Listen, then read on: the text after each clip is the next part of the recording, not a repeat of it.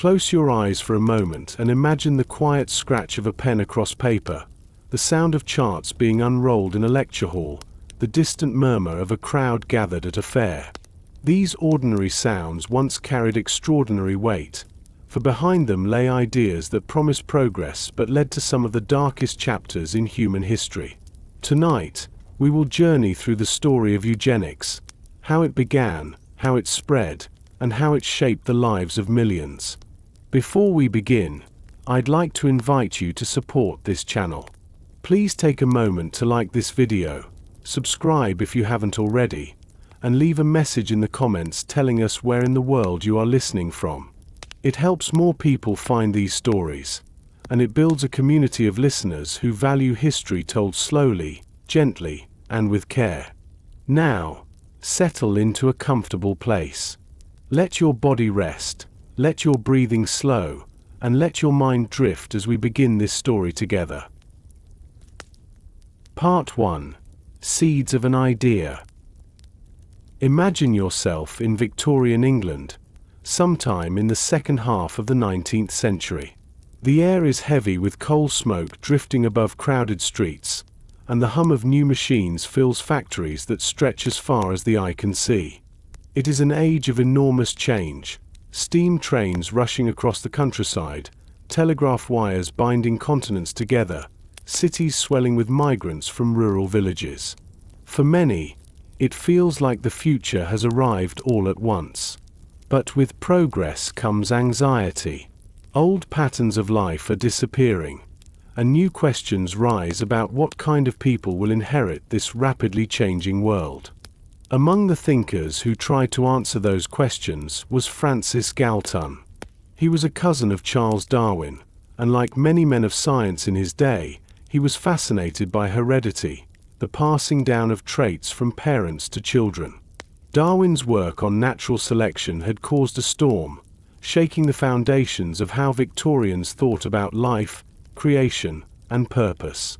Galton wondered if the same principles that shaped the survival of animals might also apply to human societies. If nature rewarded the strongest and the fittest in the wild, then could humanity not take control of its own destiny, guiding itself toward improvement? The thought was intoxicating.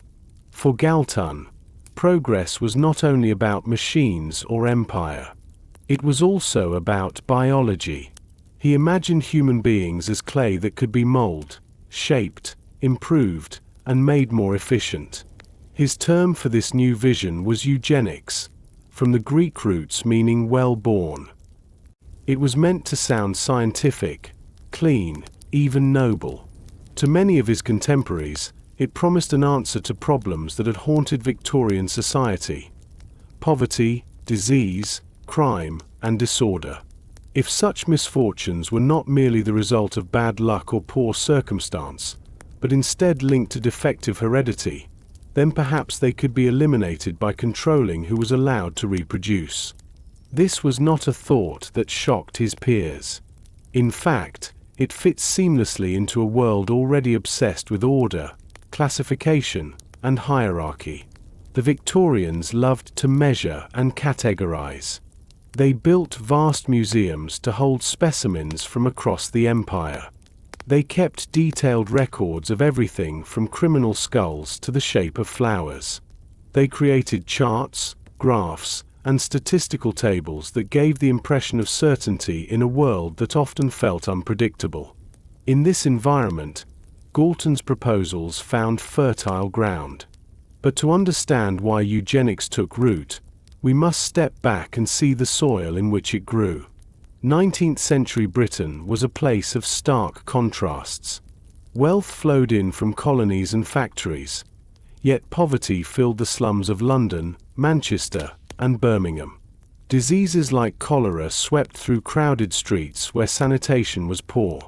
Families lived in one-room dwellings, with children sleeping on floors or in beds shared with siblings. Workhouses, where the poorest were sent, had grim reputations.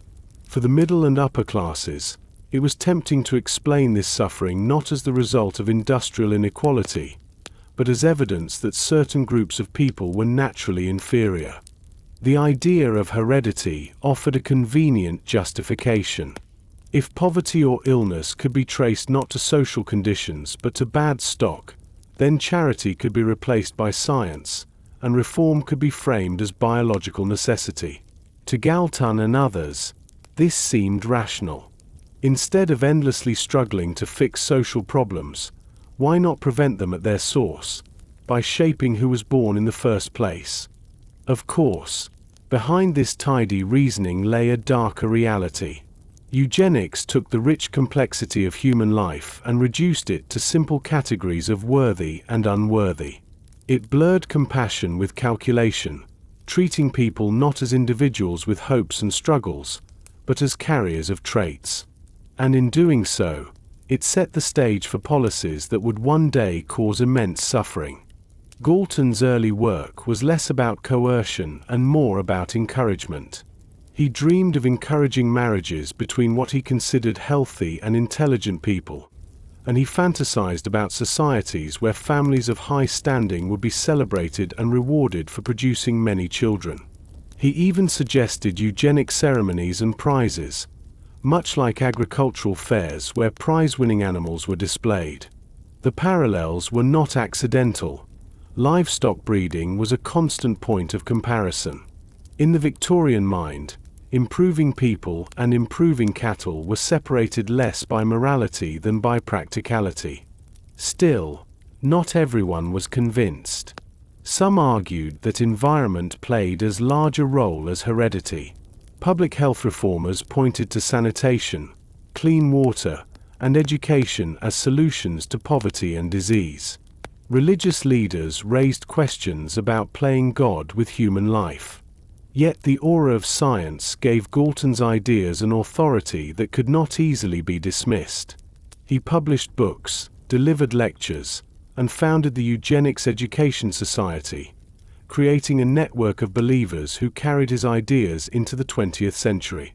It is important to pause here and notice something subtle. Eugenics did not begin as the monstrous system it would later become. At first, it cloaked itself in the language of progress, philanthropy, and improvement. It was presented as a gentle steering of humanity toward a brighter future. That was its most seductive quality.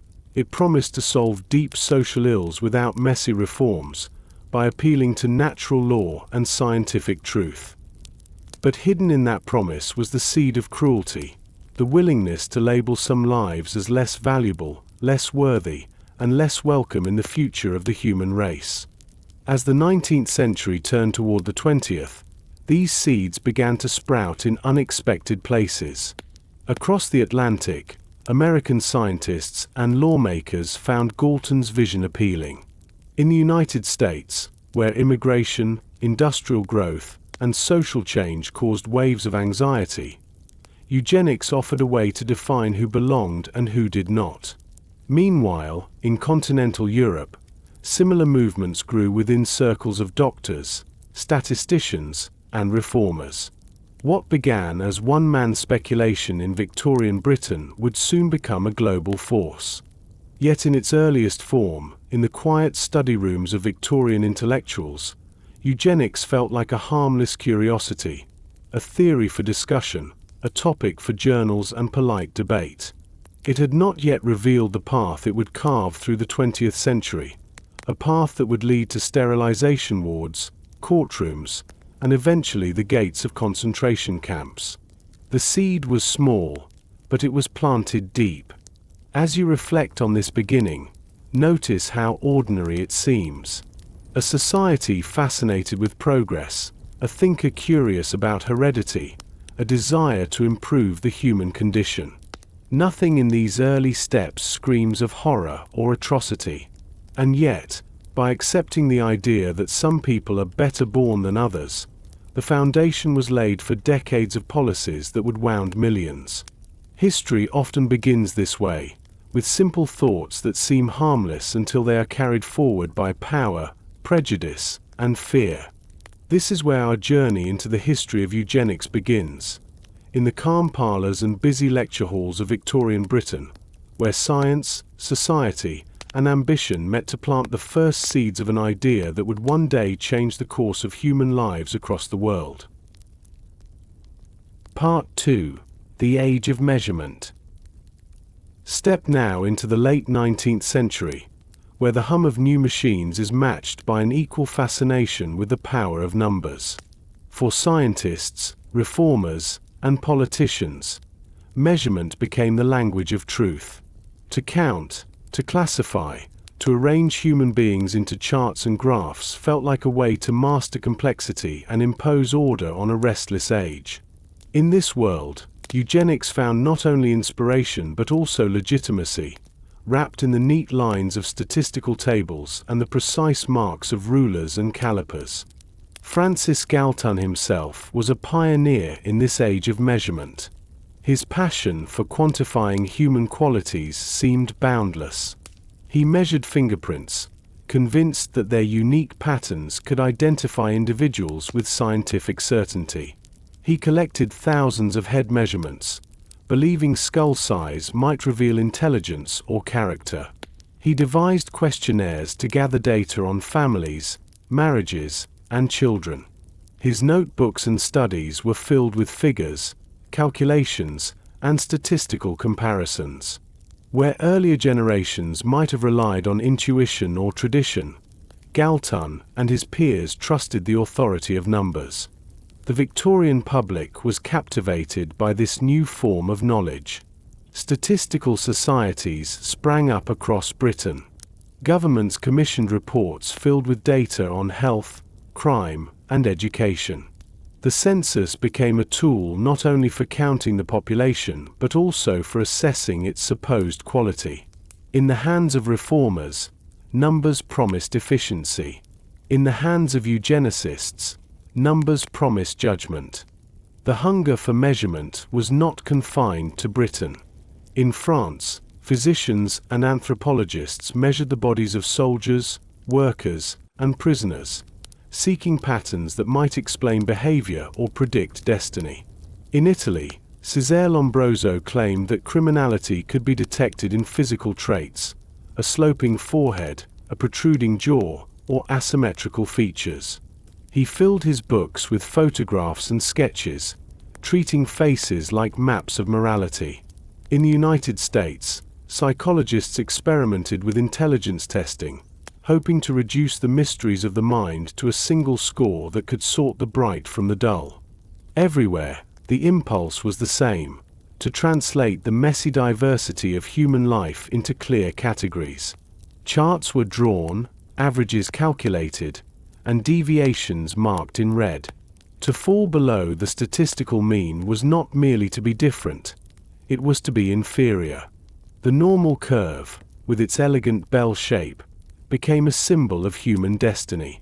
At its peak stood the majority: average, acceptable, ordinary. On its declining tails stretched the extremes: the gifted on one side, the defective on the other. For eugenicists, the curve was not only a description but also a guide to action. The future of society, they believed, depended on encouraging those at the top and restricting those at the bottom. This way of thinking reshaped how people saw themselves and others. Intelligence was no longer a mysterious quality nurtured by family, school, or circumstance. It became a measurable trait, a number printed on a report. Poverty was not an accident of unequal opportunity. It was presented as a hereditary weakness, proven by statistics. Crime was not a matter of environment or desperation. It was a mark of biological degeneracy. Measurement gave these judgments the appearance of objectivity. A ruler or a test score seemed impartial, free of bias, and therefore beyond dispute. But beneath the surface, these measurements carried the assumptions of those who designed them. Anthropometry, the measurement of human bodies, reflected a long tradition of comparing races and classes. Skulls of colonial subjects were lined up beside those of Europeans, with size and shape treated as proof of superiority or inferiority. Intelligence tests were written in languages and cultural references familiar only to certain groups, ensuring that immigrants and the poor scored lower.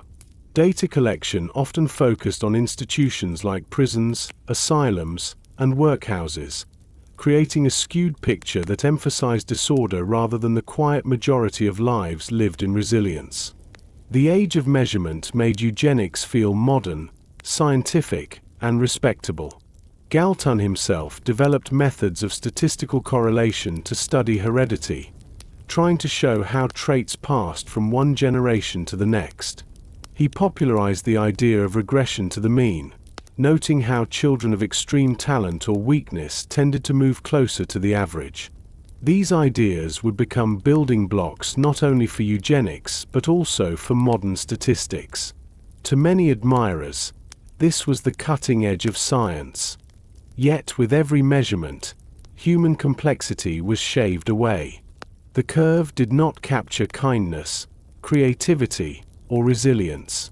The caliper could not measure love, imagination, or hope. But for eugenicists, these subtleties mattered less than the power of numbers to persuade governments and publics. Once written in reports, printed in graphs, and debated in learned societies, the categories hardened into truths. And with truth came action.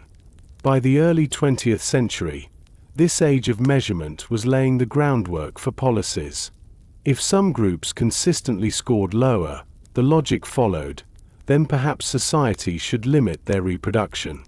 If others scored higher, perhaps they should be encouraged to have more children. What had begun as data collection was slowly becoming a blueprint for control. The danger was not only in what was measured but also in what was ignored. Poverty, poor housing, unsafe working conditions, and lack of education were all treated as side issues. To the eugenicist's eye, the essential problem was not the environment but the individual, their heredity, their bloodline, their very being. This shift in focus excused neglect of social reform. Why build schools, improve sanitation, or address inequality if the real problem was thought to be defective stock? Measurement made it easy to blame the person rather than the system. As we close this chapter, notice how quietly the ground was shifting. With rulers and charts, with photographs and test scores, eugenics gained tools that seemed neutral but carried profound consequences. It was an age when numbers spoke louder than stories, when statistics overshadowed compassion, and when the promise of order tempted people to overlook the biases built into the measurements themselves. The seed of eugenics, planted in Victorian speculation, was now being watered with data. And soon, in Britain, America, and beyond, those numbers would be used not only to describe society but to reshape it. Part 3. Eugenics in Britain. By the turn of the 20th century, Britain was a nation caught between pride and unease. The empire stretched across continents, its ships and soldiers carrying the Union Jack from Africa to Asia. At home, science and industry continued to transform daily life. Yet beneath the grandeur, anxiety simmered. Britain's birth rate was falling. Reports spoke of slums teeming with disease and idleness. Colonial wars, like the recent Boer War, revealed that many recruits were unfit for service, weakened by poor health and poverty. To reformers and politicians, these signs raised troubling questions about national strength and the quality of the population. It was in this climate that eugenics found eager listeners. Francis Galton's writings inspired a small but growing group who believed that heredity, not environment, was the key to understanding social problems. They saw slums, crime, and illness not as accidents of circumstance but as symptoms of defective stock. If Britain was to remain strong, they argued, it must take steps to improve its human foundation. In 1907, the Eugenics Education Society was founded in London. Its members included doctors, statisticians, social reformers, and even politicians. They did not hide in the shadows. They gave lectures, published pamphlets, and held conferences. Their goal was simple: to convince the public and the state that Britain's future depended on controlling reproduction. The Society's motto, "Eugenics is the self-direction of human evolution," captured both its ambition and its confidence. At first, the Society presented itself as educational rather than coercive. Its leaders believed that if the public understood heredity, people would naturally make wiser choices in marriage and childbearing. They proposed incentives for fit families to have more children and suggested discouragement for those deemed unfit. The tone was often paternalistic, cloaked in the language of national duty and social improvement. Yet beneath the surface lay the same harsh divisions: the worthy and the unworthy, the desirable and the undesirable. What made eugenics especially appealing in Britain was its resonance with existing social concerns. For decades, reformers had debated how to address poverty. Some championed education and public health. Others, however, saw the poor as a burden that drained resources and weakened the nation. Eugenics gave this latter view a scientific gloss. Instead of blaming economic structures, it blamed heredity. Instead of seeing poverty as a challenge of fairness, it saw it as a matter of breeding. This shift in perspective made harsh policies seem rational. The Society's membership included many respected figures. Scientists such as Carl Pearson, a leading statistician, lent authority to eugenic claims. Writers and intellectuals, including members of the Fabian Society, discussed how selective breeding might align with visions of social reform. Even figures who saw themselves as progressive were drawn in. The promise of shaping a healthier, stronger population appealed across the political spectrum, from conservatives worried about decline to socialists dreaming of efficiency. Public exhibitions helped spread the message. At lectures and fairs, charts displayed family trees marked with symbols for feeble-mindedness, alcoholism, or disease. Photographs showed types of good and bad stock. Posters warned of the cost of allowing the unfit to multiply, comparing the expense of supporting a family in poverty with the productivity of a well-born household. These displays simplified complex realities into stark images, leaving audiences with the impression that science had spoken. Yet the British eugenics movement did not advance without debate. Critics raised concerns about morality, freedom, and the danger of reducing people to statistics. Some religious voices warned that interfering in reproduction was an attempt to usurp divine authority. Public health reformers pointed to evidence that clean water, housing, and nutrition improved outcomes far more than heredity alone. Still, the momentum of the age of measurement carried eugenics forward, giving it an aura of inevitability. The First World War deepened the sense of urgency. The staggering loss of young men on the battlefields made the nation painfully aware of population decline. The need to rebuild, to repopulate, and to ensure that the next generation was strong seemed more pressing than ever. In this context, eugenics gained renewed attention. Questions of who should reproduce were no longer abstract. They were tied to the survival of the nation.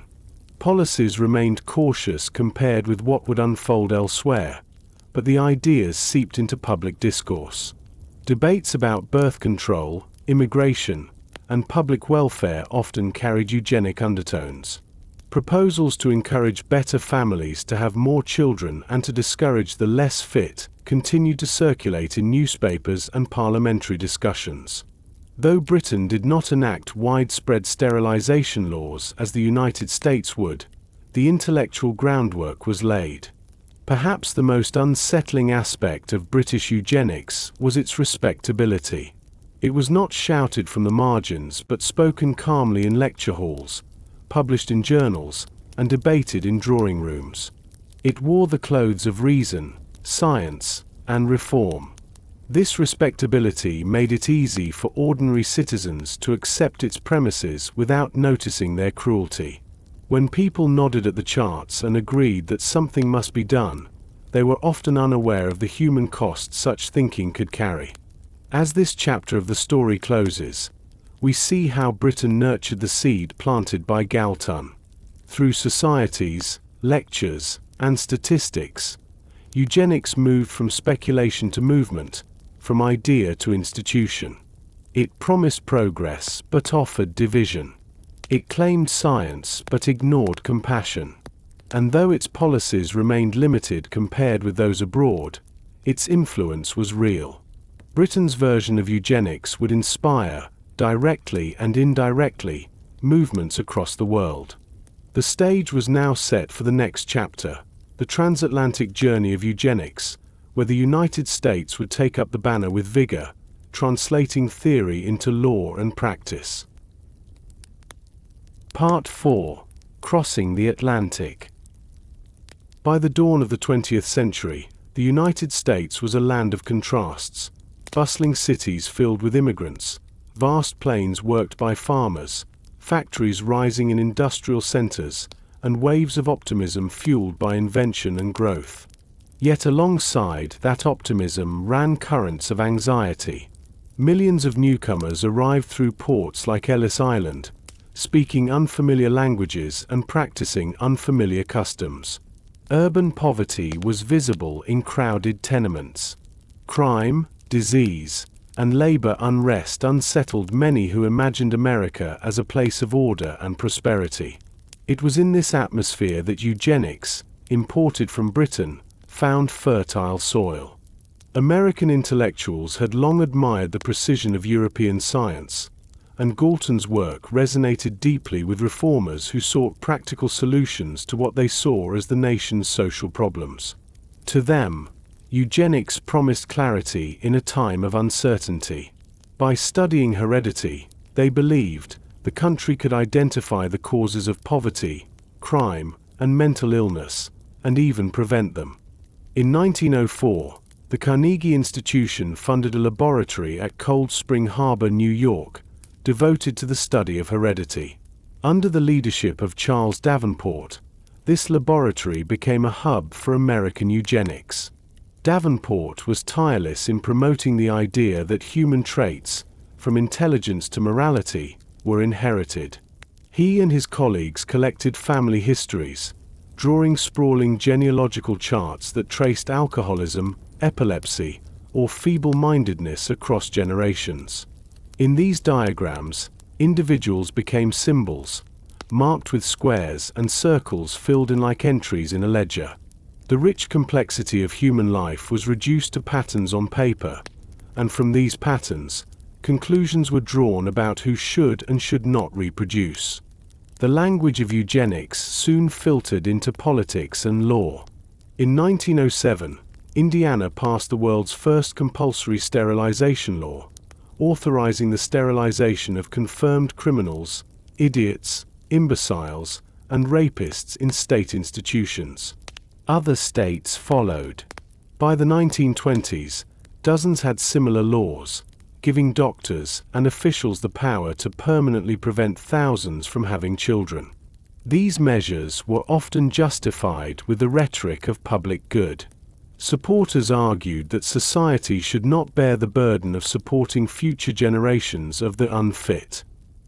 The appeal to efficiency and economy masked the deep injustice being carried out in hospital wards and institutions. Immigration became another focus. At the time, millions were arriving from southern and eastern Europe. Italians, Poles, Jews, and others who did not fit the earlier Northern European mold of American settlers. Eugenicists claimed these groups were biologically inferior, prone to crime, disease, or radical politics. Their arguments carried weight in congressional hearings, where charts and statistics were presented as evidence. The Immigration Act of 1924, which sharply restricted arrivals from these regions, bore the imprint of eugenic reasoning. The law tilted quotas heavily toward Northern and Western Europe, reshaping the nation's demographics for decades to come. Education also became a vehicle for spreading eugenics. Textbooks taught students that society could be improved by careful control of reproduction. Exhibitions at fairs displayed striking comparisons: the cost of supporting a family labeled feeble-minded versus the productivity of a fit family. Slogans like "Some people are born to be a burden on the rest" were printed on posters and hung in classrooms. These images sank into the public consciousness, turning eugenics from abstract science into common sense for many Americans. The First World War gave another boost. The U.S. Army administered intelligence tests to millions of recruits, producing mountains of data. Psychologists claimed these results revealed racial and ethnic differences in intelligence, with immigrants and African Americans scoring lower than native-born whites of Northern European descent. These claims were riddled with bias, but they gave eugenicists a powerful tool. Published in newspapers and journals, the results were used to argue that the nation must protect itself from being diluted by inferior stock. As in Britain, eugenics in America was not confined to extremists. It attracted progressives who saw it as a tool for social reform. Leaders of settlement houses, public health campaigns, and even women's rights movements sometimes embraced eugenic arguments, believing they could help eliminate poverty and disease. Philanthropists funded research and outreach. State fairs awarded prizes to fitter families. Eugenics had become part of the cultural fabric, woven into discussions of health, morality, and national destiny. Yet opposition existed as well. Some religious leaders objected to sterilization and restrictions on marriage, seeing them as violations of human dignity and divine will. Certain scientists warned that environment played a far greater role than eugenicists admitted. Immigrant communities pushed back against the stigma of being labeled unfit. But the momentum was strong, and the law was often on the side of eugenics. Perhaps the most infamous moment came in 1927, when the U.S. Supreme Court decided the case of Buck versus Bell.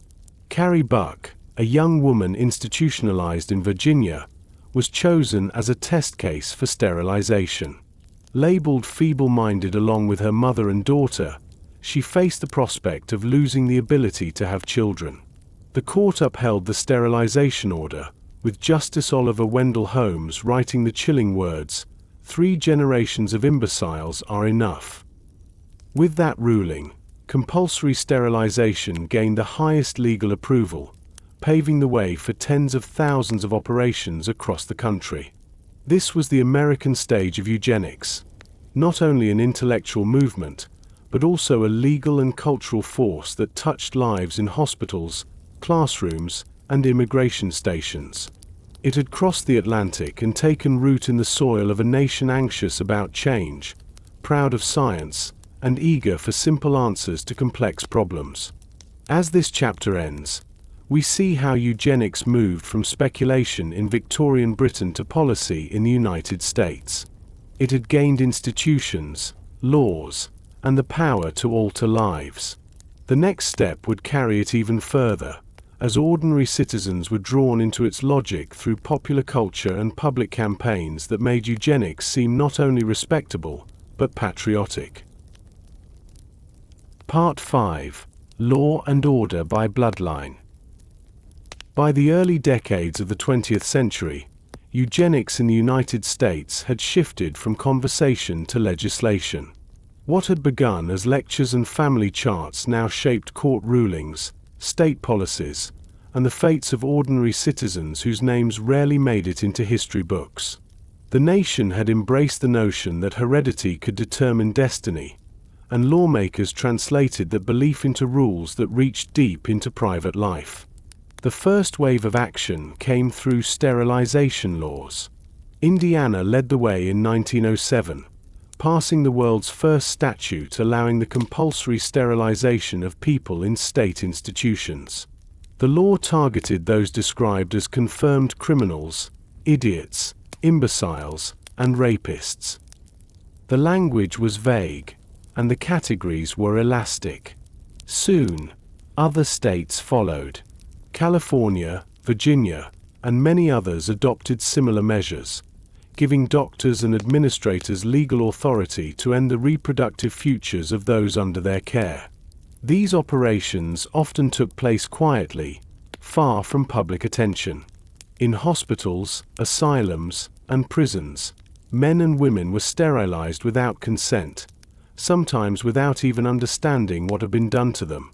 Officials justified the practice with the argument that it saved society money, preventing future generations of dependents, criminals, or patients. Pamphlets and reports calculated the supposed costs of supporting unfit families and compared them to the expense of a single medical procedure. The logic was framed as efficient, even merciful. In reality, it stripped individuals of one of the most intimate human rights, the ability to choose whether to have children. By the 1920s, sterilization laws were firmly entrenched. Courts generally upheld them, and state legislatures expanded them. In California alone, thousands were sterilized, making it the leader among American states. Many of the victims were poor, immigrants, or institutionalized for reasons that had little to do with heredity. Epilepsy, mental illness, or even perceived promiscuity could mark someone as unfit.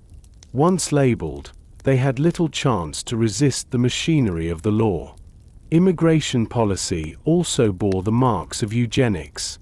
In congressional hearings, scientists and officials presented charts and graphs showing the supposed inferiority of immigrants from Southern and Eastern Europe. Intelligence tests administered at Ellis Island and during World War I were cited as evidence that Italians, Poles, Jews, and others were dragging down the nation's average intelligence. These arguments shaped the Immigration Act of 1924, which imposed strict quotas favoring Northern and Western Europeans. Entire communities felt the impact, as families were separated and opportunities closed off.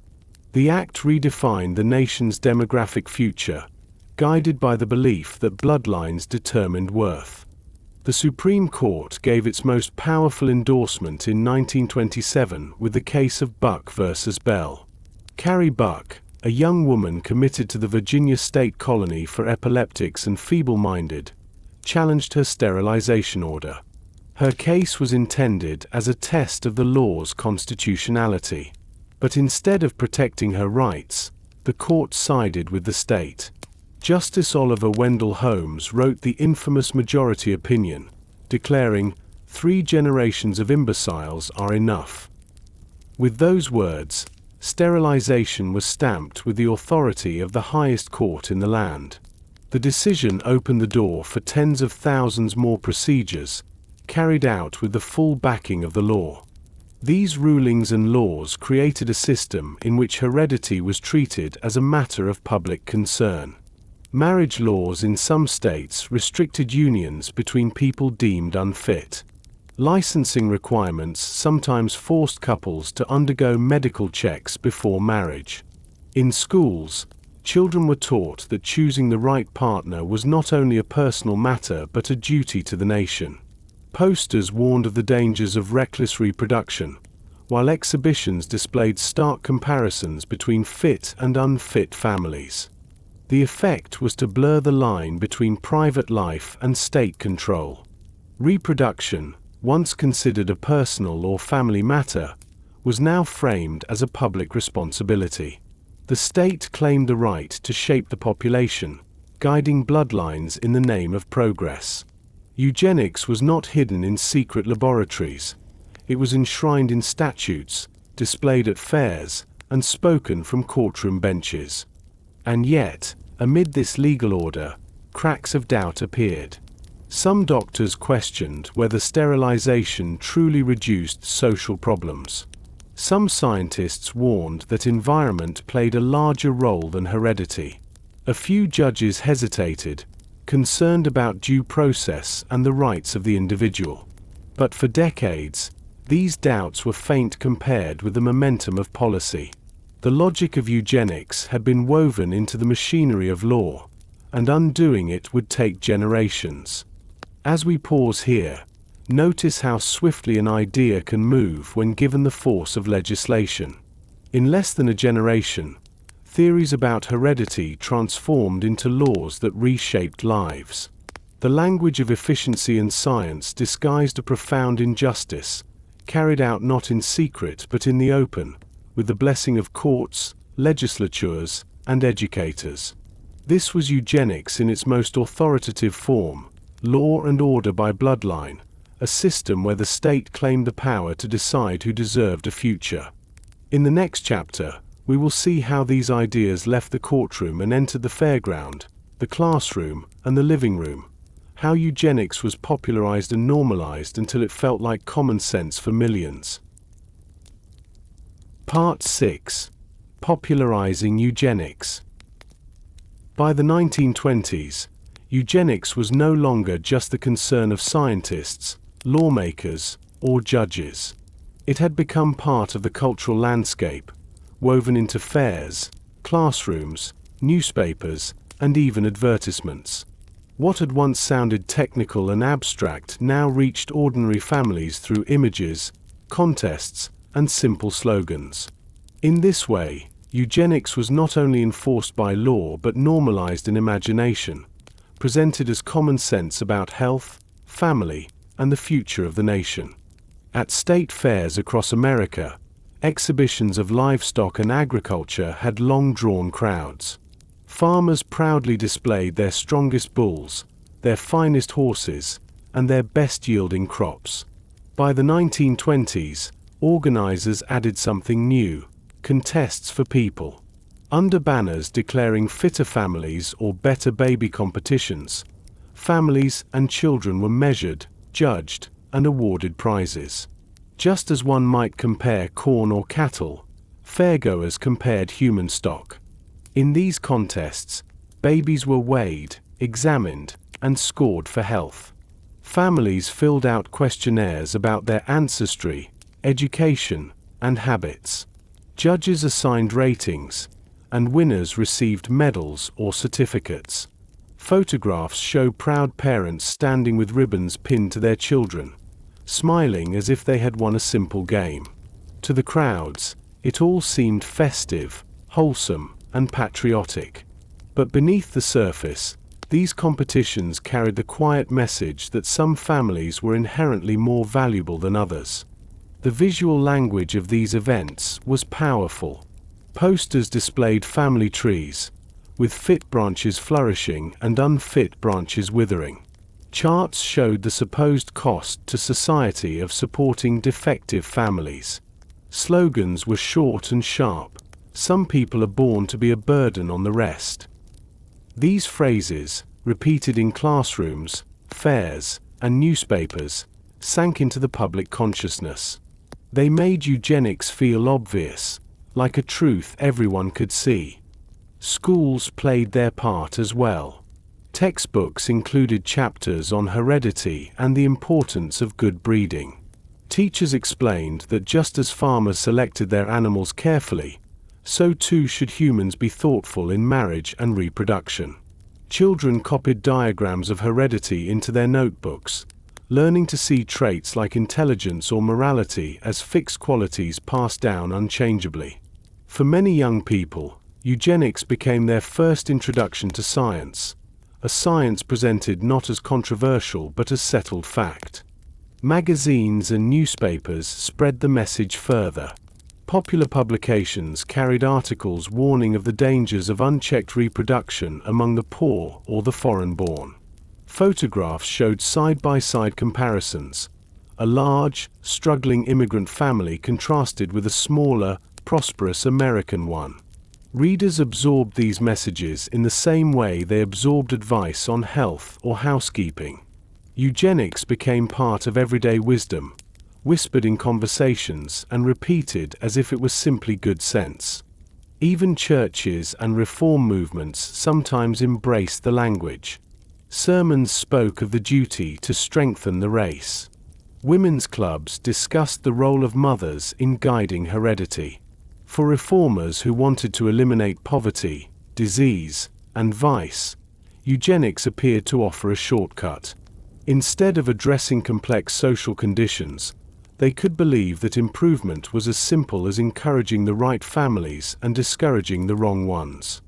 This popularization gave eugenics a friendly face.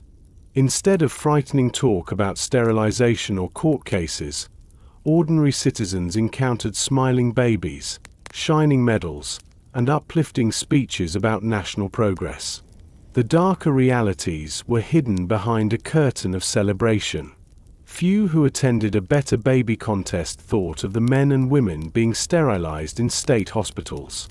Few who saw posters about the burden of the unfit thought of the individuals those labels condemned. The cultural packaging made eugenics not only acceptable but appealing. Yet even as eugenics became popular, resistance simmered. Some teachers hesitated to present heredity as destiny, insisting that environment and effort mattered. Some parents bristled at contests that reduced their children to scores. Immigrant communities resented portrayals that cast them as inferior. And religious leaders continued to warn that life was sacred and beyond human calculation. Still, these voices were often drowned out by the confident chorus of science, progress, and national pride. As the movement entered homes and schools, it became harder to challenge. Once ideas are woven into culture, they are not easily pulled apart. Eugenics had become a story America told about itself, a story of improvement, destiny, and responsibility. It promised that with the right choices, the nation could secure a better future. But it also carried the unspoken threat that those deemed unworthy had no place in that vision. By the close of the 1920s, eugenics was firmly established as both policy and culture in the United States. It was law in the sterilization wards, judgment in the courts, and entertainment at the fairs. It was taught in schools, printed in newspapers, and displayed in exhibitions. It was not the obsession of a few, but the accepted wisdom of many. And across the ocean, others were watching. In Germany, scientists and politicians took note of America's laws and contests. They studied the sterilization statutes, read the textbooks, and admired the cultural reach of eugenics in the United States. What had begun as British speculation, and had become American policy and culture, was now preparing to take root in a new and far more dangerous soil. Part 7. The Global Spread. By the late 1920s and early 1930s, eugenics had crossed borders with the ease of scientific journals and international conferences. What began in Britain as an intellectual curiosity and in the United States as law and culture soon became a global conversation. Across continents, reformers, doctors, and policymakers took up the language of heredity, convinced that they too could shape stronger nations through the careful management of reproduction. In Scandinavia, the movement took particularly firm root. Sweden, Norway, and Denmark were proud of their progressive social systems. Yet even here eugenics found a place. In Sweden, sterilization laws were introduced in the 1930s, justified as a way to protect public health and reduce social burdens. Over the decades that followed, thousands of people, many of them poor, disabled, or from marginalized communities, were sterilized under these programs. The image of a clean, orderly, and healthy society masked the quiet suffering of individuals whose choices were taken from them in the name of progress. Norway and Denmark followed similar paths, blending eugenics into broader welfare policies. To reformers, it seemed modern and rational. They spoke not in the harsh tones of punishment but in the calm voice of medicine. Eugenics was presented as preventive care, a way to ensure that future generations would be free of disease and hardship. This language softened the reality, making policies of coercion appear as acts of kindness. In Canada, the story unfolded in a way that echoed the United States. Provinces such as Alberta and British Columbia passed sterilization laws in the 1920s and 1930s. Indigenous peoples, immigrants, and the poor were disproportionately targeted, often under the assumption that they carried hereditary weaknesses. Many of these procedures were carried out in institutions far from public view, leaving scars that survivors would carry for life. The laws remained on the books for decades, long after the horrors of Nazi eugenics had supposedly discredited the movement. Latin America also saw a wave of eugenic enthusiasm.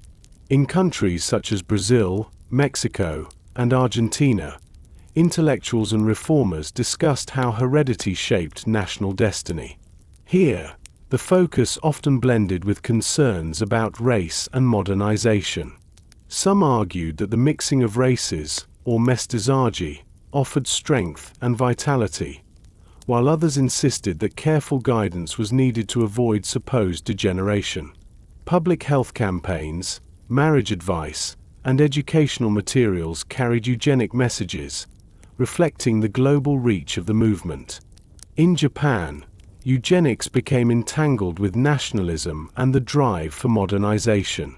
The Eugenic Protection Law, passed in 1948 but rooted in earlier debates, allowed for the sterilization of people with certain mental illnesses or disabilities. During the imperial era, eugenic ideas had been used to promote the strength of the Japanese race, justifying policies that connected personal life to the destiny of the nation. The language of purity and improvement echoed across both science and politics, shaping family planning and state programs alike. Colonial administrations, too, used eugenics to reinforce hierarchies. In Africa and Asia, European powers often described colonized peoples as biologically inferior, using pseudoscientific measurements to justify rule.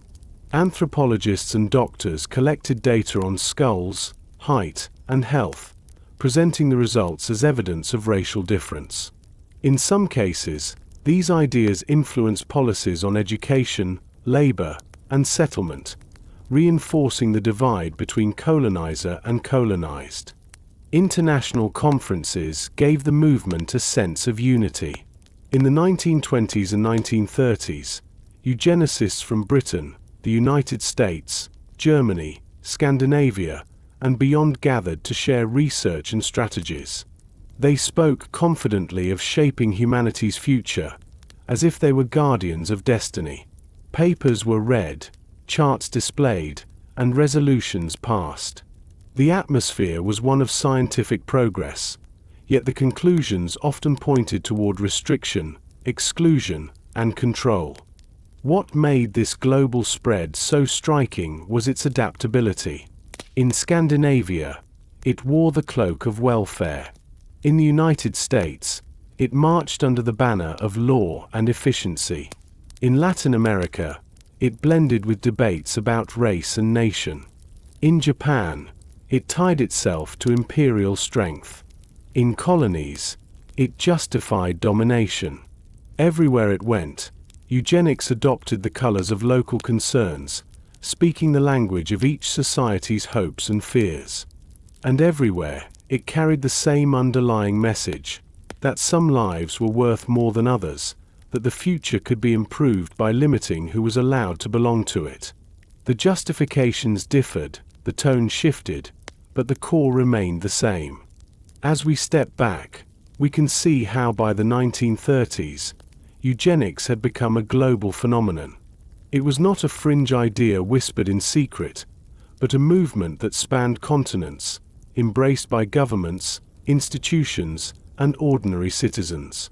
Its reach was vast, its influence deep, and in one nation in particular, its seeds would grow into a system of unprecedented cruelty.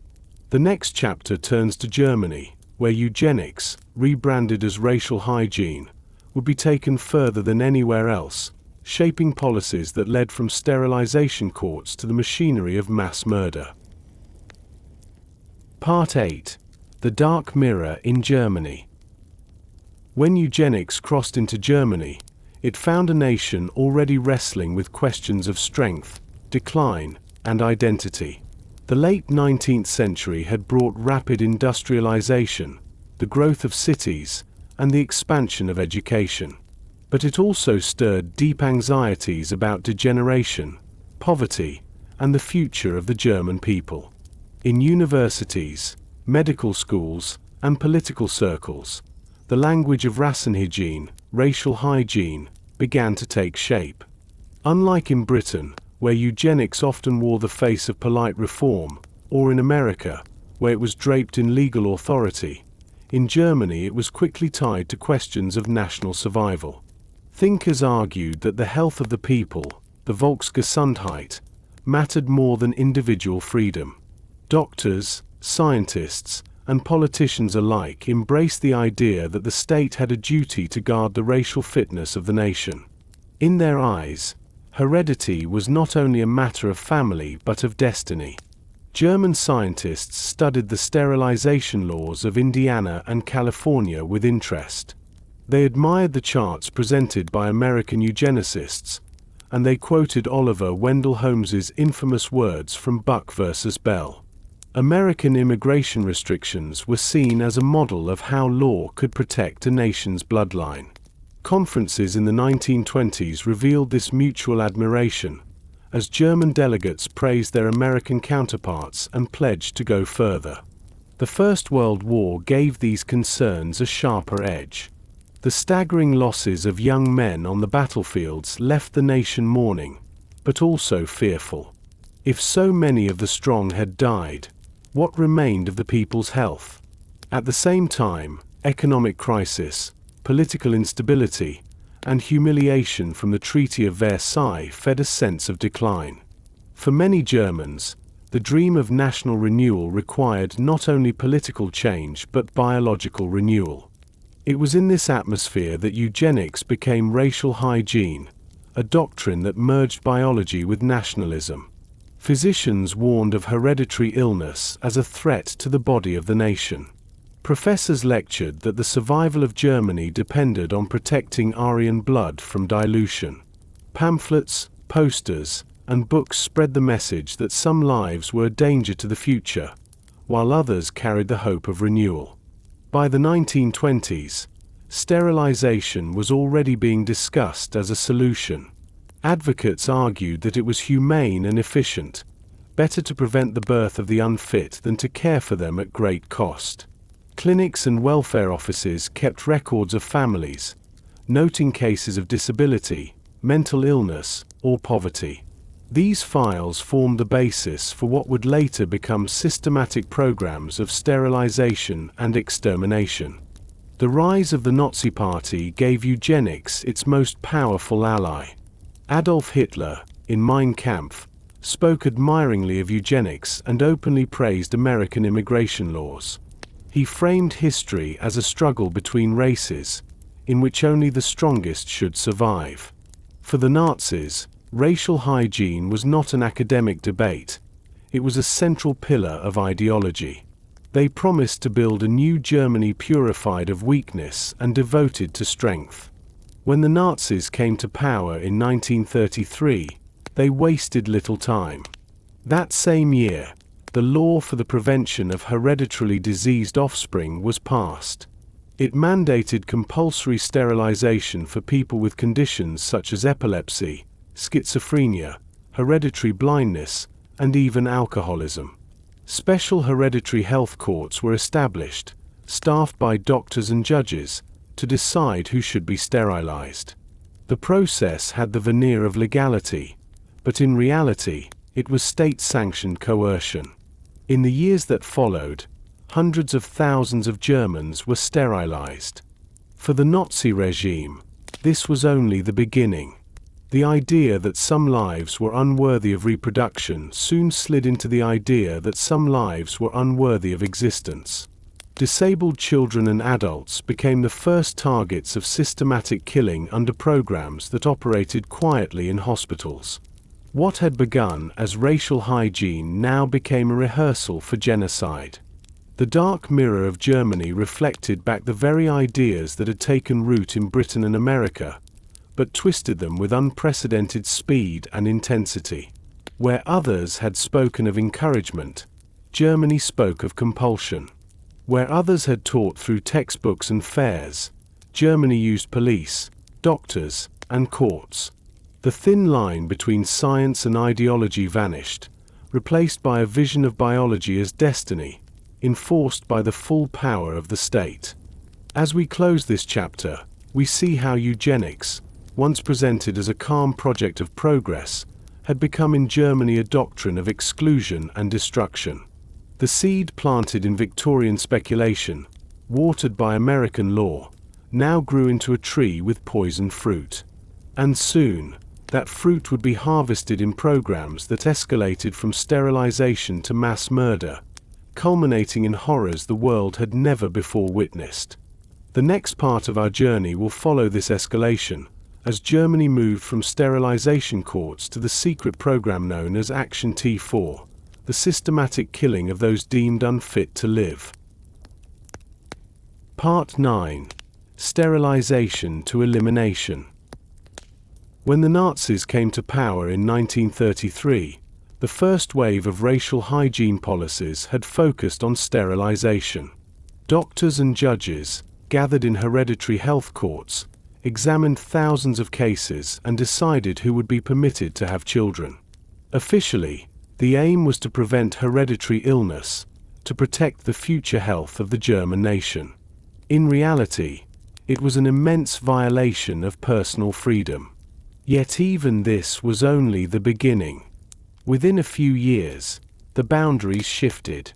If the state had the right to prevent certain people from reproducing, why should it not also decide whether they should live at all?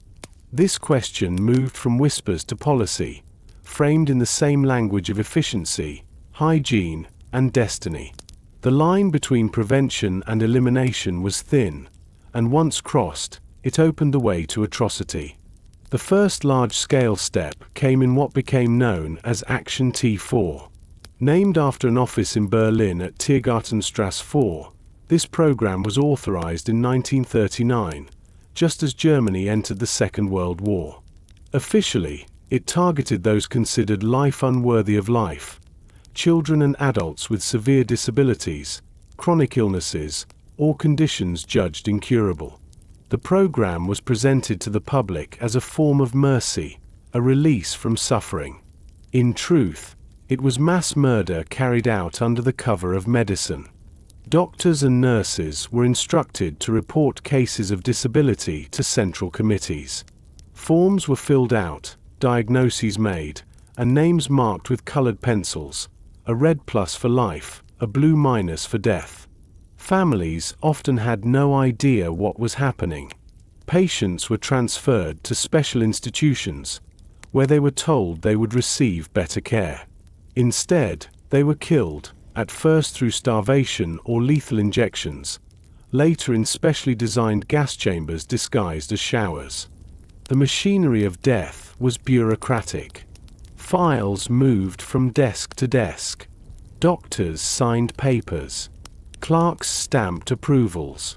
Buses transported patients behind drawn curtains. Each step felt administrative, but together they formed a system that extinguished tens of thousands of lives. In less than 2 years, more than 70,000 people were killed under Action T4, their absence explained to families with false death certificates and carefully crafted lies. What made this transition so chilling was its quiet rationality. The same arguments used to justify sterilization, efficiency, public health, national destiny, now justified killing. Leaflets and lectures spoke of the burden of supporting the unfit, of the cost of caring for those who could not contribute. Calculations compared the expense of housing patients in institutions with the value of building homes for healthy families. Numbers were laid out like balance sheets, reducing human beings to costs and savings. The doctors who carried out these killings often saw themselves as serving science and the nation. Some believed they were relieving suffering. Others were motivated by loyalty to the regime or by career ambition. Few paused to ask whether the logic itself was corrupt. The authority of science and the pressure of the state left little room for conscience. The killings provoked whispers of resistance. Clergy spoke out, most famously Bishop Clemens August von Galen, who condemned the murders in public sermons. Families who lost loved ones sometimes suspected the truth. By 1941, amid growing unrest, the official T4 program was halted, at least on paper. In reality, the killings continued in secret, decentralized and harder to trace. Hospitals, camps, and clinics carried on the work, quietly expanding the reach of elimination. This progression, from sterilization to killing, revealed the true danger of eugenics when wedded to state power. Once society accepts that some lives are worth less than others, the steps that follow can feel like logical extensions. Preventing births becomes ending lives. Protecting the future becomes erasing the present. Efficiency becomes extermination. The experience of Action T4 also served as rehearsal. The techniques developed, the organization of transport, the use of gas chambers, the falsification of records, would later be applied on a far larger scale in the Holocaust. The same doctors and administrators who oversaw T4 went on to design and manage extermination camps.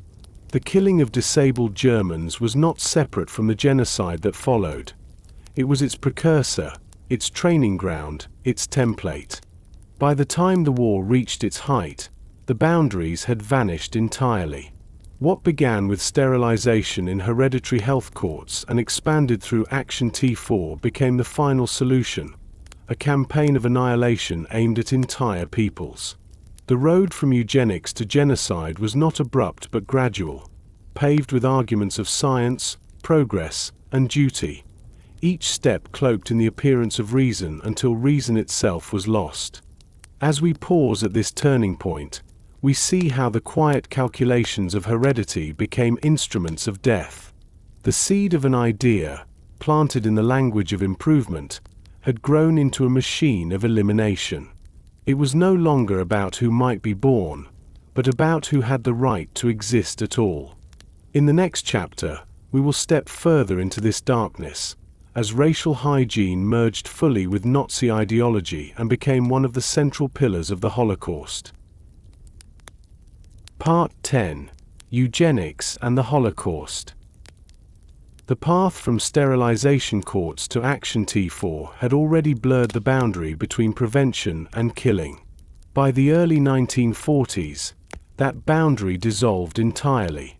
What had begun as a project to guard the nation's heredity now became the intellectual backbone of genocide. Eugenics, rebranded as racial hygiene, was no longer just about the unfit. It was about entire peoples, redefined as biological threats to the future of Germany. The Nazi worldview framed history as a struggle between races. In their eyes, the Aryan race was destined to rule, but only if it remained pure. Any group deemed inferior was cast as a danger, weakening blood, spreading disease, corrupting culture. This language was not vague metaphor. It was presented as scientific truth, backed by doctors, anthropologists, and statisticians who filled charts with measurements and equations. The machinery of genocide was wrapped in the language of biology. Jews were at the center of this ideology. Nazi propaganda described them not as individuals but as a hereditary infection, a parasite draining the life of the nation. Posters compared Jews to vermin or disease. Films portrayed them as carriers of corruption, threatening the health of society. These images were not random cruelty, they were rooted in eugenic logic. Just as sterilization had been justified to protect the people's heredity, so extermination was justified to defend the purity of the race. Roma and Sinti communities, labeled as a social and racially inferior, were swept into the same system. People with disabilities, already targeted in Action T4, continued to be killed quietly in institutions or deported to camps. Slavic peoples were described as biologically suited only for servitude. Homosexuals, political dissidents, and others deemed deviant were folded into the language of degeneracy. The net widened, until entire populations were marked as expendable in the pursuit of a purified future. The concentration camps became the places where eugenics was carried to its final conclusion. At Auschwitz, Bergen-Belsen, Treblinka, and countless others, the logic of racial hygiene was applied with ruthless efficiency. Upon arrival, prisoners were sorted in selections. Doctors stood at the ramps, deciding who would be sent to forced labor and who would be sent directly to the gas chambers. In those moments, heredity became life or death. A gesture of the hand, justified by the language of fitness, determined survival. Medical experiments carried out in the camps added another layer of horror. Prisoners were subjected to procedures meant to test theories of heredity and racial difference. Twins were dissected in attempts to unlock the secrets of genetics. Sterilization techniques were tested with brutal disregard for suffering. For the doctors involved, these acts were framed as science, as contributions to racial hygiene. In reality, they were crimes committed under the false banner of knowledge. The efficiency of genocide was sustained by bureaucracy. Just as in Action T4, forms were filled out, files stamped, and transport scheduled. Each step was presented as administrative necessity, as if the extermination of millions were an extension of public health policy. In this way, eugenics provided not only justification but also structure. It gave the machinery of genocide a vocabulary that made murder seem rational, even necessary. Resistance existed, though it was fragile and dangerous. Some clergy who had spoken out against Action T4 continued to condemn the killings. Underground networks worked to save lives, hiding children or helping families escape. Yet the state's power was overwhelming, and the cultural acceptance of eugenics made resistance harder. When the idea that some lives are worth less has seeped into everyday thinking, the leap to mass murder no longer feels like madness to those who carry it out. By the end of the war, 6 million Jews had been murdered in the Holocaust, alongside hundreds of thousands of Roma, disabled people, and countless others. The ideology of racial hygiene had been carried to its most extreme conclusion, proving that eugenics was never simply about improvement. It was about exclusion, control, and destruction, dressed in the language of science but rooted in prejudice and fear. When Allied forces liberated the camps, they were confronted with the evidence of what had been done. The piles of shoes, the emaciated survivors, the records carefully kept by German officials, all revealed the scale of the crime. The world saw how far the logic of eugenics could go when joined to state power, ideology, and war. In the next chapter, we will step into the aftermath, as the world reckoned with what had been uncovered. At the Nuremberg trials, doctors and officials would face judgment, and the credibility of eugenics itself would collapse under the weight of its association with atrocity. Yet even then, the story was not finished, for the shadows of eugenics would linger long after the gas chambers were destroyed. Part 11. Collapse of a credibility. When the Second World War ended in 1945, the world was left staring into the abyss of what had been revealed. The liberation of the concentration camps brought scenes that seared themselves into global memory. Skeletal survivors, mountains of shoes and glasses, rooms filled with ashes, and records that catalogued the destruction with bureaucratic precision. What had once been whispered reports of atrocities now stood as undeniable fact. And beneath it all lay the language of eugenics, transformed into the vocabulary of racial hygiene and mass murder. For decades, eugenics had been spoken of as a science of progress. Politicians had praised it, teachers had taught it, and families had accepted its slogans as common sense. Now it was irreparably linked to gas chambers and mass graves. The credibility of eugenics collapsed, not in a quiet retreat but in a public reckoning that shook the scientific and political world. The Nuremberg trials became the stage for this reckoning. Among them, the doctors' trial of 1946–47 focused specifically on the crimes of physicians who had participated in sterilizations, experiments, and killings. 23 German doctors and administrators stood accused of crimes against humanity. The evidence was overwhelming. Witnesses described injections, sterilizations, and experiments carried out without consent. Documents showed orders signed and statistics kept. The defense argued that they were serving science and the state, but the tribunal rejected these claims. From these proceedings came the Nuremberg Code, a set of principles that would shape medical ethics for generations. It insisted that voluntary consent was essential, that experiments must avoid unnecessary suffering, and that the welfare of the subject must always come first. These rules were a direct response to the perversion of science under eugenics. They stood as a reminder that knowledge without ethics can become a weapon. In the wider world, eugenic societies tried to distance themselves from Nazi atrocities. Some rebranded their work as genetics or human biology, emphasizing environment and health rather than heredity alone. Journals changed their names, and conferences avoided the word eugenics.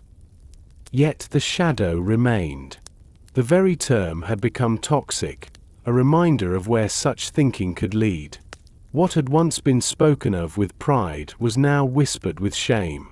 But the collapse of credibility was uneven. In some countries, sterilization laws remained on the books for decades after the war. In parts of the United States, operations continued quietly into the 1970s. In Scandinavia, programs that targeted the disabled and marginalized lasted well into the post-war years. The global condemnation of Nazi crimes did not instantly erase policies that had been normalized elsewhere. Instead, many governments allowed them to continue, hidden from public attention. Scientists, too, carried on research under new guises. Genetics emerged as a vibrant field, and much of it was devoted to understanding disease and inheritance in ways that genuinely improved lives. Yet the line between genetics and eugenics was sometimes thin. Debates about population control, family planning, and intelligence still carried echoes of earlier arguments. The words were softer, the tone more careful, but the underlying question, who should be born and who should not, had not disappeared. For survivors of sterilization programs, the collapse of eugenics credibility offered little comfort. Many lived with physical and emotional scars, often in silence. Their experiences were rarely acknowledged, and reparations came only decades later, if at all. In the meantime, they carried memories of procedures carried out without their consent, justified by the same logic that had once been applauded by courts and politicians. The post-war years were thus a paradox. On the one hand, eugenics was discredited in the court of public opinion, forever associated with Nazi brutality. On the other hand, its remnants persisted in policies and practices that continued to affect lives long after the swastikas had fallen. The collapse was dramatic but incomplete, like a ruined building whose foundations still shape the ground around it. As we pause here, we can see how the credibility of eugenics crumbled under the weight of evidence, yet how its traces lingered in silence. The world had seen the consequences of judging human worth by heredity, and it had recoiled. But the questions eugenics had raised, about health, genetics, and the future of populations, did not vanish. They would reappear, reshaped and renamed, in debates of the decades to come. In the next chapter, we will turn to those shadows, to the ways in which eugenics survived beneath the surface, carried forward in new scientific language and new social policies, even as the world vowed never to repeat the horrors it had witnessed. Part 12. Shadows in Science. The collapse of eugenics' credibility after the war seemed decisive. Newspapers condemned it. Politicians distanced themselves from it. Scientific societies avoided the word altogether. Yet ideas do not vanish simply because they are discredited. They linger, reshaped and renamed, waiting in the corners of research, policy, and conversation. In the decades that followed, eugenics did not disappear. It cast long shadows across science and society. One of those shadows fell across the field of genetics. The discovery of DNA structure in 1953 transformed biology, opening vast new possibilities for understanding heredity. This was not eugenics. It was genuine science, grounded in experiments that revealed the molecular code of life. The double helix promised insight into disease, inheritance, and evolution. Yet the questions raised by genetics sometimes overlapped with those that eugenics had once claimed to answer. If genes carried the blueprint of life, then could they also explain intelligence, behavior, or even morality? Some researchers pursued these questions cautiously, mindful of the history. Others, however, slipped easily back into patterns that echoed earlier assumptions. Studies of IQ, race, and heredity continued, often sparking controversy. The language was softer, couched in the vocabulary of population genetics or educational psychology, but the implications were familiar. Graphs and charts once again ranked groups, and debates reignited about whether social differences reflected environment or biology. Population control became another domain where eugenic shadows lingered. In the 1950s and 1960s, concerns about overpopulation swept across the globe. Images of crowded cities, predictions of famine, and warnings of resource scarcity filled newspapers and books. Governments and international organizations responded with family planning programs, some voluntary, others less so. In countries such as India, Peru, and even parts of the United States, sterilizations were carried out in the name of controlling growth. Officially, these were not eugenic programs. They were framed as economic necessity, as public health, as modernization. But the echoes were unmistakable. Once again, the poor, the marginalized, and minority communities were disproportionately targeted. In the United States, Native American women were sterilized in alarming numbers during the 1960s and 1970s, often without full consent. In Puerto Rico, similar patterns unfolded. These procedures were justified as medical or social interventions, yet survivors later described them as coercive, rooted in assumptions about whose reproduction was valued and whose was not. The language of efficiency and progress, so familiar from earlier decades, had not disappeared. It had simply changed its clothes. Intelligence testing also carried the shadow of eugenics well into the late 20th century. Standardized tests, developed during the early 1900s and expanded during World War I, remained in use in schools, the military, and workplaces. Supporters claimed they provided objective measures of ability. Critics argued they were shaped by cultural bias, reinforcing inequalities rather than revealing truth. In the 1960s and 1970s, debates flared over books and studies that claimed innate differences between racial groups. Though framed as scientific inquiry, these arguments carried the unmistakable echoes of eugenics, reducing human potential to scores on a chart. Meanwhile, the survivors of sterilization programs lived in silence. In many countries, their stories remained hidden, their experiences unacknowledged. Decades after the war, states such as Sweden, Canada, and the United States slowly began to apologize and offer reparations. But for the individuals whose choices had been taken, Recognition came late, and healing was difficult. Their lives stood as reminders that eugenics was not just a distant atrocity but a lived reality that extended well into the modern era. The shadows in science were not always intentional. Many researchers pursued genetics or population studies with genuine hopes of improving health and understanding.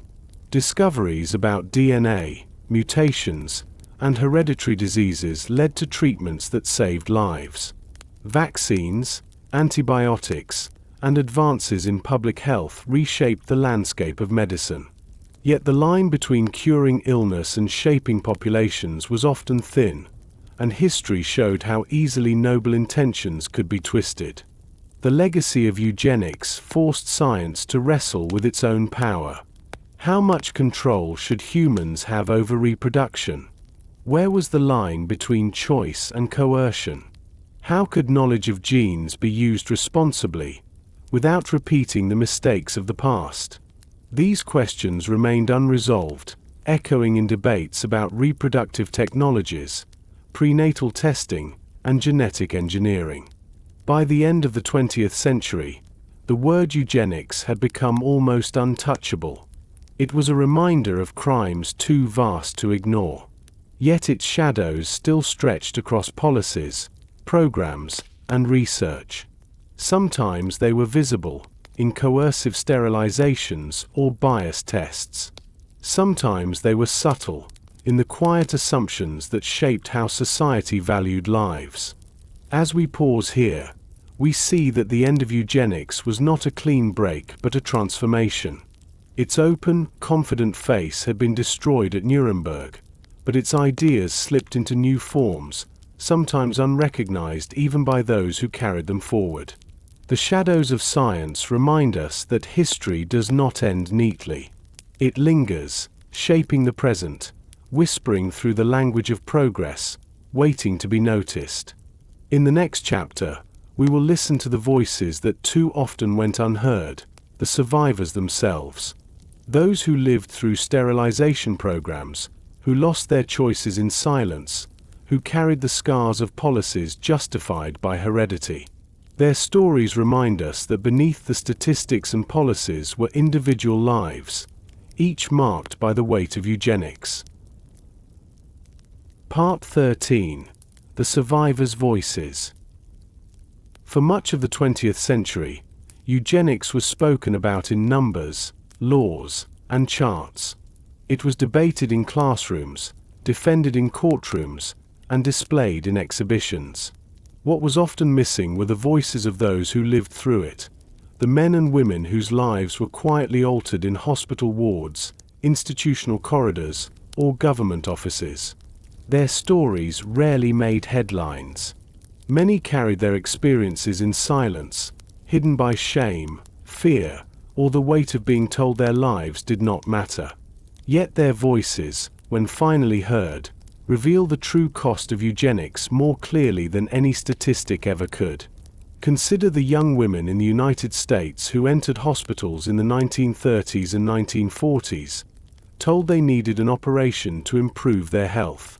Some were told it was an appendectomy or a routine procedure. Only later did they realize that they had been sterilized, their ability to have children taken without consent. Many were poor, some were immigrants, others were institutionalized for reasons as vague as promiscuity or low intelligence. Their testimonies, when recorded decades later, carry a quiet heartbreak.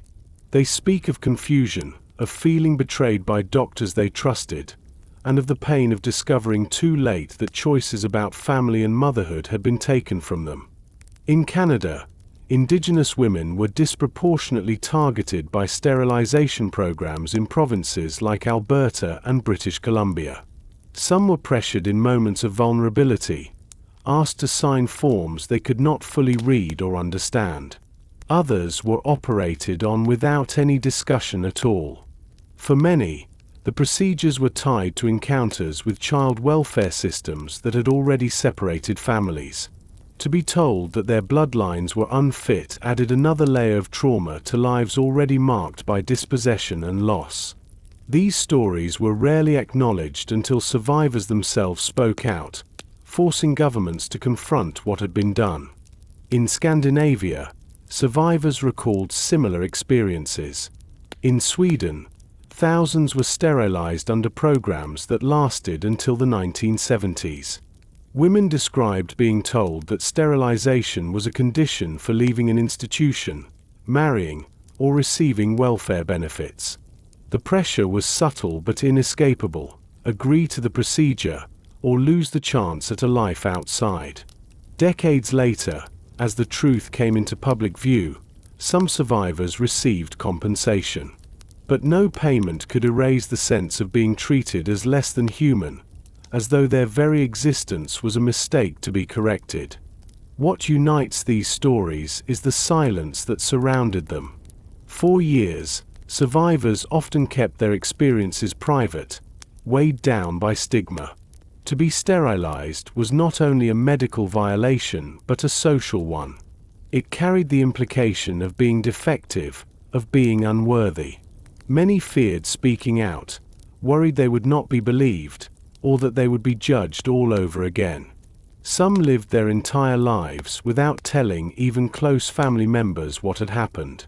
Their pain remained invisible, tucked away behind closed doors. When survivors did speak, their words reshaped the understanding of eugenics. They revealed how policies framed as efficient or scientific had left scars on real bodies and lives. They reminded the world that behind every chart and law was a person with dreams, families, and futures. They challenged the idea that eugenics was merely a mistake of science, showing instead that it was a violation of humanity. In recent decades, governments have begun to acknowledge these wrongs. Apologies have been offered in countries from the United States to Sweden to Canada. Reparations funds have been created, though often modest and delayed. Memorials and reports have documented the scope of sterilization programs, bringing names and numbers into the light. For survivors, these steps have provided recognition, though they cannot undo the harm. Many expressed that what mattered most was being heard, having their experiences validated after years of silence. Their voices also serve as a warning.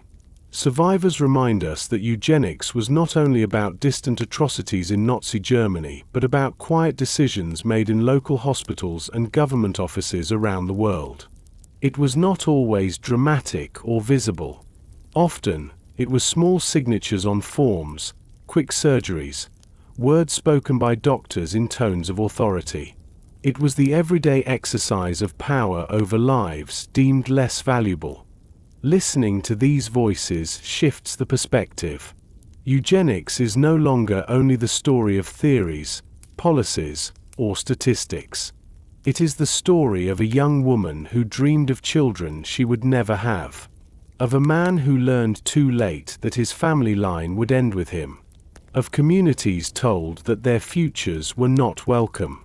Each story is unique, yet together they reveal the weight of a movement that sought to decide whose lives were worth continuing. As this chapter closes, we carry with us the memory of those who endured in silence. Their testimonies are not only accounts of suffering but also acts of resilience. To speak, after years of being silenced, is itself an act of defiance. Their words remind us that history is not only written in documents but also in the quiet endurance of those who lived through it. In the next part, we will turn from these voices to the present, exploring how echoes of eugenics persist in modern debates about genetics, biotechnology, and the choices that shape the future of human life. Part 14. Modern Echoes. By the late 20th and early 21st centuries, the word eugenics had become untouchable. It was synonymous with sterilization wards, courtrooms that stole futures, and the camps where millions were murdered. No serious scientist or policymaker would claim the label. Yet the questions that eugenics once claimed to answer did not vanish.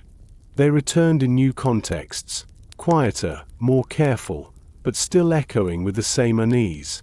What does it mean to shape the future of humanity? Advances in genetics made these echoes louder. The discovery of DNA structure in 1953 had opened a new era, and by the end of the century scientists had mapped the entire human genome. This achievement promised extraordinary possibilities. Doctors could now trace the roots of inherited diseases, identify mutations, and imagine treatments at the genetic level. The language was hopeful, filled with talk of cures and prevention. Yet beneath the optimism lay familiar questions. If genes could be altered, who would decide which traits should be changed? If diseases could be eliminated before birth, where was the line between medicine and selection? Technologies such as in vitro fertilization and prenatal testing brought these questions into everyday life. Parents could learn whether a fetus carried certain genetic conditions. Some chose to prepare, others chose to terminate. For many families, these decisions were deeply personal, driven by love and fear, not ideology. Still, the collective effect stirred unease. Was society drifting, quietly and without intention, toward new forms of selection? The echoes of eugenics lingered, not in laws and posters but in the private rooms of clinics where choices were made one family at a time. The arrival of CRISPR, a revolutionary gene editing tool, intensified the debate. For the first time, scientists could cut and modify DNA with remarkable precision. In theory, CRISPR could correct genetic defects, preventing diseases before they appeared. The potential was immense.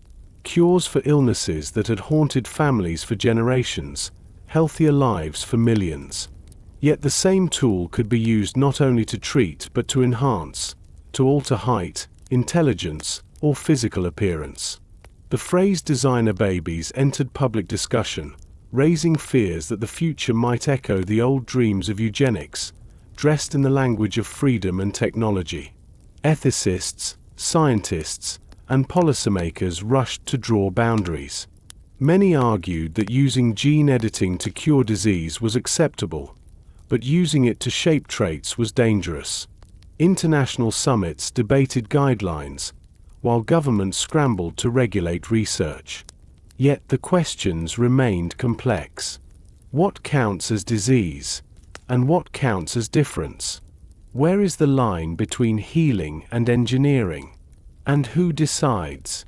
These were the same questions that haunted the age of eugenics, now asked in the glow of modern laboratories. Beyond genetics, echoes surfaced in public health and population debates. Concerns about overpopulation in the mid-20th century had already led to coercive programs, especially targeting the poor and marginalized. In some regions, those policies left scars that lasted generations. Today, global discussions about resources, climate change, and sustainability sometimes carry a subtle reminder of those older arguments. When voices suggest that certain groups or nations should limit growth for the good of humanity, the echoes of eugenics stir in the background. Even the language of intelligence testing, though reshaped, has never entirely faded. Standardized exams, aptitude measures, and rankings continue to influence education and employment. While many serve practical purposes, controversies return whenever claims are made about innate differences between groups. Each time, the debate reopens wounds that stretch back to the early days of eugenics, when charts and scores were wielded as proof of superiority or inferiority. Modern echoes also live in inequality. Access to genetic testing, fertility treatments, or advanced healthcare often depends on wealth. For those who can afford them, the future may hold greater freedom to choose or to heal. For those who cannot, the gap may widen. This unequal access risks creating not only divisions of class but of biology, a concern that once again resembles the old dream of breeding a better population, but now divided by money rather than law. What distinguishes today from the past is awareness. The history of eugenics stands as a warning, taught in classrooms, studied in universities, remembered in museums. Researchers and ethicists are acutely aware of the dangers. Debates are often framed explicitly in contrast to eugenics, as if the very memory of it serves as a guardrail. Yet memory alone is not protection. Choices made quietly, individually, or in the name of progress can still drift toward familiar patterns if vigilance fades. As we pause here, we see that eugenics has not returned under its old name, but its shadows stretch into the present. In laboratories where genes are edited, in clinics where choices are made, in policies debated at international forums, the same questions echo. Whose lives are valued, whose are diminished, and who decides the shape of the future? In the next and final chapter, we will reflect on these lessons. We will ask what history teaches about the dangers of forgetting, and how remembering the long arc of eugenics, from Victorian speculation to modern science, can guide us to a future where progress does not repeat the mistakes of the past. Part 15. Lessons Written in Blood. The story of eugenics is not a tale of distant mistakes, neatly sealed in the past. It is a reminder of how easily the human desire for progress can slip into cruelty, and how ideas dressed in the language of science can mask violations of dignity. From the quiet studies of Victorian England to the sterilization wards of America, from the fairgrounds of state contests to the gas chambers of Nazi Germany, the history of eugenics unfolds as a chain of choices. Each step presented as rational, each step defended as necessary, until reason itself gave way to atrocity. What makes this history especially haunting is how ordinary it often appeared.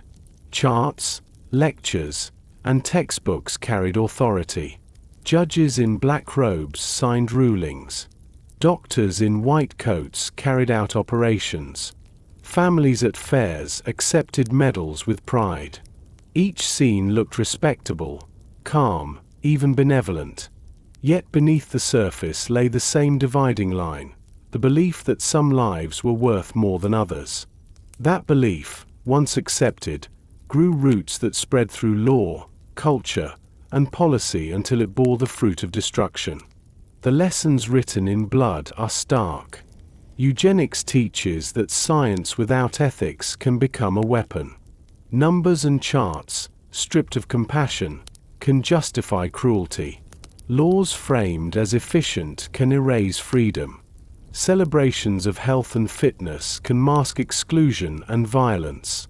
The past reminds us that progress is not always measured by what we can do, but by what we refuse to do, by the boundaries we set to protect dignity even when efficiency tempts us otherwise. Survivors' voices deepen these lessons. Their testimonies remind us that eugenics was not only about governments and policies, but about lives lived in silence. A woman denied the chance to become a mother. A man stripped of his lineage. Communities told their futures did not matter. Each story is a thread in a larger tapestry of suffering. And yet, each survivor who spoke out also showed resilience, breaking decades of silence to remind the world of what had been done. Their courage gives the history a human face, one that refuses to be erased by statistics. The echoes in modern science remind us that vigilance is never finished. Genetic technologies hold extraordinary promise: cures for disease, relief for suffering, lives extended and improved. But with that promise comes responsibility.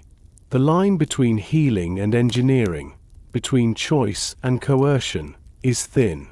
Remembering eugenics is part of guarding that line, ensuring that progress never again drifts into exclusion. The story also warns us about forgetting. In the early years, eugenics felt harmless, even hopeful. Few imagined it would lead to mass sterilization, let alone genocide. But ideas, once planted, grow in directions we do not always foresee. To forget the beginnings is to risk repeating them. That is why memory matters. In classrooms, in museums, in conversations passed down through families. To tell the story of eugenics is not to dwell on darkness, but to keep the light of awareness alive. As this journey comes to its close, we step back and see the long arc. From Francis Galton's early musings on heredity to the international conferences that spread his ideas, from the Supreme Court ruling that still lingers in American law books to the Nuremberg Code that reshaped medical ethics, the history of eugenics is both a warning and a guide. It shows how fragile human dignity can be when weighed against the pursuit of efficiency, and how easily progress can become oppression when compassion is silenced. In the end, the lessons of eugenics are written not only in documents and trials, but in the blood of those who suffered. To honor them, we must remember. To protect the future, we must listen. And to ensure that science serves humanity rather than harms it, we must hold fast to the principle that every life, regardless of heredity, ability, or circumstance, carries equal worth. This is the closing thought of our journey, that the history of eugenics is not only a record of what was lost, but a reminder of what must always be protected. In remembering, we carry forward the promise of a future shaped not by exclusion, but by compassion. And so our journey through the history of eugenics comes to an end. We have followed its path from quiet studies in Victorian England, through the courtrooms and classrooms of America, to the darkest moments of the 20th century, and finally to the echoes that linger in our own time. It is a story that reminds us of the weight ideas can carry, and of the importance of remembering. By looking back, slowly and carefully, we can guard the future against repeating the same mistakes. If you found this story meaningful, please take a moment to like this video, subscribe to the channel, and leave a comment sharing your thoughts, or simply tell us where in the world you are listening from. Your support helps these stories reach others who may also find comfort and reflection here. Now, let your eyes rest, let your breathing deepen, and allow the quiet of the present moment to carry you into calm. Thank you for listening, and until next time, may you find peace in history's lessons.